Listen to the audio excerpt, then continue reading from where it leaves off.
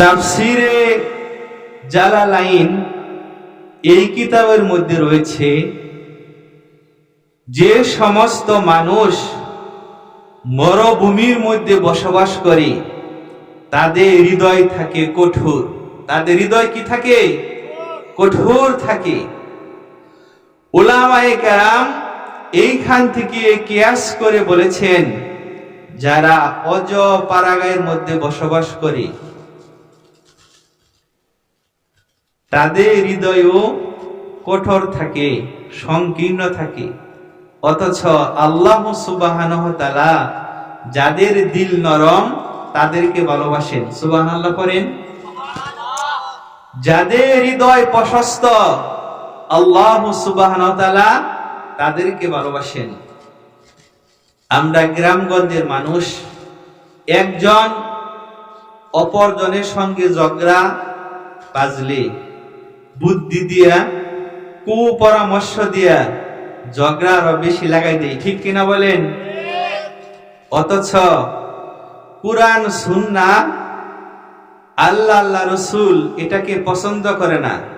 দুইটা মুসলমান ভাই কিংবা দুইটা মুসলিম নারী যদি ঝগড়া বাজে, এই ঝগড়ার মাঝখানে গিয়া কেউ যদি ঝগড়াকে থামিয়ে দেয়, সমঝোতা তৈরি করে দেয়, তাদের মধ্যে মিল মহব্বত সৃষ্টি করে দেয়, আল্লাহ সুবহানাহু ওয়া তাআলা তাদের উপর সাকিনা নাযিল করেন। সুবহানাল্লাহ করেন। কুরআনে কারীমের মধ্যে আল্লাহ সুবহানাহু ওয়া তাআলা আল্লাহ রাসূলকে উপদেশ দিতে বলেছেন।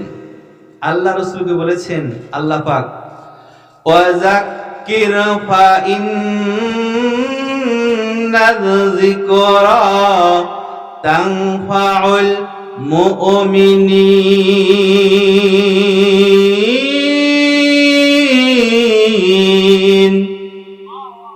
আল্লাহ পাক বলেন, হে নবী, আপনি মানুষদেরকে উপদেশ দেন, নিশ্চয় উপদেশ যারা মুমিন তাদের উপকার হবে।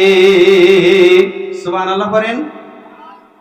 এজন্য আমার কথা বুঝে থাকলে বলুন, মুমিনদেরকে উপদেশ দেওয়ার দরকার আছে না নাই?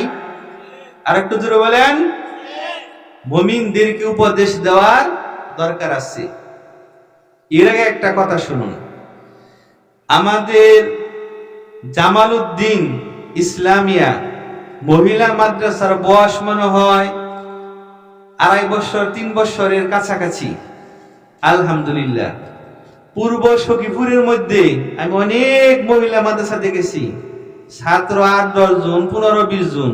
সেই আন্দাজে আমাদের মহিলা মাদ্রাসা অনেক ভালো চলতেছে। আলহামদুলিল্লাহ করেন।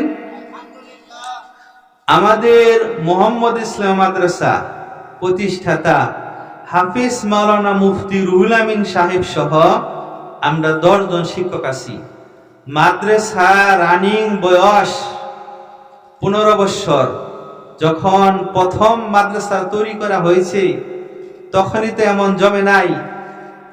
ফা ইন্নামা আল উসরি ইউসরা, কষ্টের সাথেই সুখ আছে, কষ্টের পরেই সুখ। এখন আমাদের মাদ্রাসার ছাত্র 250 প্লাস, 300 ধরেন, 300 ছাত্র থাকে। 300 ছাত্রর বাবা আছে, ঠিক কিনা বলেন? 600। 300 ছাত্রের মা আছে 900। তাদের আব্বা আম্মা, দাদা দাদি, খালা খালু, মামা মামি, চাচা চাচি, ফুপা ফুপি, ভাই বোন, আত্মীয় স্বজন, পাড়া প্রতিবেশী আমাদেরকে ঘর থেকে বের হইলেই সবাই সম্মান করে, সালাম দেয়, দাওয়াত দেয়। গোস্ত খাইতে খাইতে এখন আর খাই না, এখন আর খাই না। 15 বছরের মাথায় গিয়া এই অবস্থা হয়েছে। ঠিক জামালউদ্দিন মহিলা মাদ্রাসার মধ্যে যিনি জমি দান করেছেন মোতাল্লি জামালউদ্দিন মোল্লার ছেলে রুহুল মোল্লার কাছে আমি শুনেছি, এই মহিলা মাদ্রাসায় এখন যে আলেমার আছেন খুব ভদ্র আমলদার। তারা খুব সুন্দর করে ছেলেদেরকে নিজের ছোট বোনের মতো করে, সন্তানের মতো করে তাদেরকে টিচিং দিচ্ছেন।